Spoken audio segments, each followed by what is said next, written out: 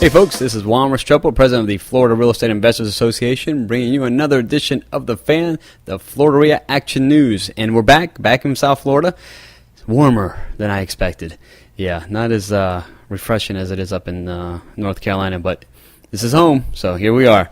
Anyway, bringing you some news, and let's see what's going on here in the Wall Street Journal. What are they reporting?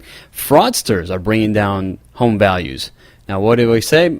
Well, these guys are rigging foreclosure bids. That's right. At the foreclosure auctions, some investors are, paying off their co-conspirators. Say, hey, listen, here's a few bucks. Don't bid against me. Okay?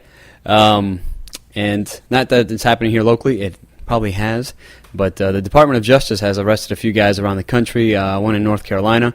This guy's been doing this for a little while. He's probably going to get about $1 million fine and probably a few years in jail. Another guy out of California, and same scheme. And then a guy, an attorney out of Baltimore.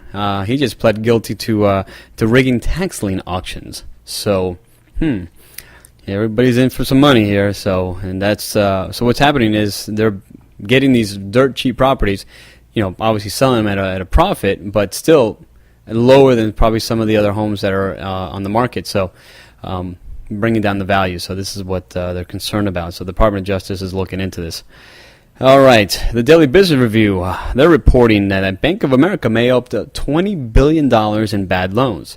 That's right. This is from a letter from the Association of Financial Guarantee Insurers to Bank of America CEO. It says half of the bad loans created in 05 to 07 should be bought back. And this is to Bank of America. All right.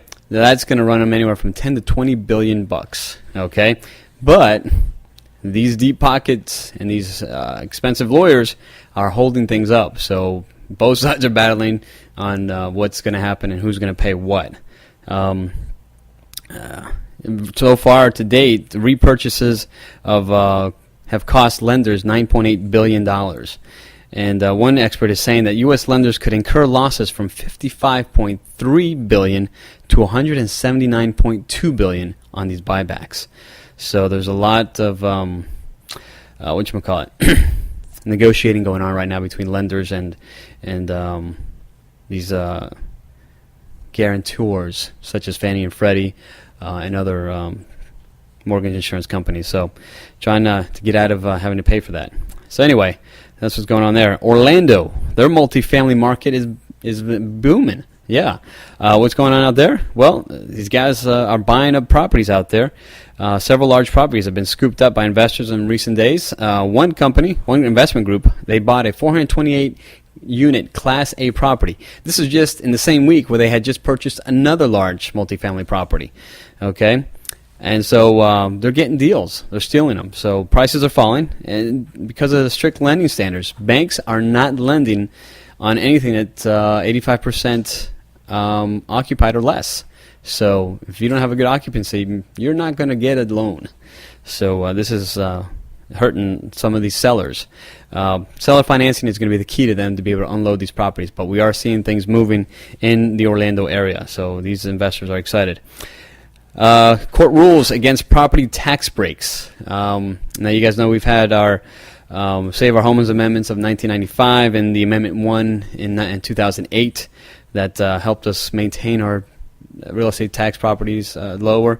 Well, some out-of-town second property owners were trying to get some of that savings, but judge says, not going to happen. Mortgage rates are increasing. Yeah, how about that? They're up 0.03% from 4.32, which means that they're at 4.35%. Okay, not to worry. They're still cheap. They're still very low. Heck, somebody says they might even come down again. So we'll see how that goes. So, hey, keep an eye on those increasing mortgage rates. Gosh, I remember when they were at 8%, and I was a mortgage broker. All right. I talked to other people. It's like, it was 18%. Anyway, Palm Beach Post is reporting there's a 9.3% property tax hike in our future. How about that? Yes. Just recently, the public hearing was held, and you had cries of budget cuts and budget spending. So some people says you need to cut. Others, we need more money. We need more money for our programs. So we're trying to find out. Legislators are trying to cut $5 to $10 million from the budget. Other folks want it spent. So potentially we could be seeing an increase in our property taxes. All right, the final public hearing is scheduled for September 28th, so if you can get out there and you want to complain, go out there. I don't know how much good that's going to do, but hey, it's still our duty, civic duty, to be heard. The tax rate would rise to $4.75 per $1,000 of taxable value. That currently it's at $4.34, so it's a little bit of a hike there. All right, and property tax protest deadline is coming up. That is Thursday, September 16th. So you have until then at 5 p.m. to challenge the preliminary property tax notices. So they have to be filed with the Value Adjustment Board either in person at the county clerk's office or online at mypalmbeachclerk.com. And I've got it here right in front of my face.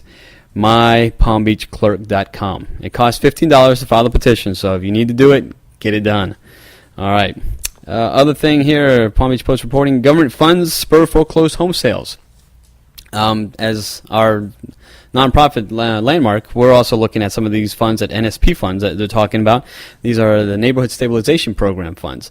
Well, there was a bunch of money that was given out. It wasn't being spent, but it finally got spent here locally. They had until September 2nd to get it done, and the government was able to pull it off here locally.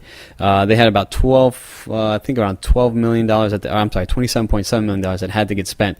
What they've been able to do is help low to middle income home buyers buy a home. That's right. So in areas that are distressed that the government has addressed as high foreclosure areas, so they've got all these homes sitting vacant. They wanted to get them moved, so they've allowed that to happen. So some of these homeowners, potential homeowners, could get into that and get these homes. So, and they were helped out with some funds through the NSP program. Palm Beach received a total of $88.9 million. These, I think, are coming out in phases. NSP 1, NSP 2, and NSP 3, I think, is due to come out here soon. So we'll look out for that. All right, on our celebrity watch here, Russian billionaire Dmitry Rybolovlev. Hope I said that right. He's the one that purchased the mansion from Donald Trump here on the island.